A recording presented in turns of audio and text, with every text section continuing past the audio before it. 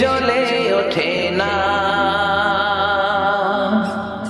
যে ঈমান সত্য ন্যায়ের কথা বলে না,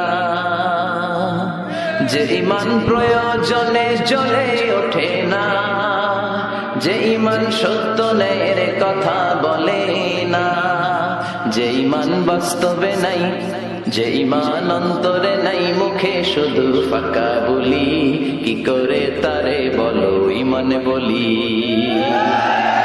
কি করে তারে বলো ঈমান বলি, কি করে তারে বলো ঈমান বলি। ঠিক কিনা?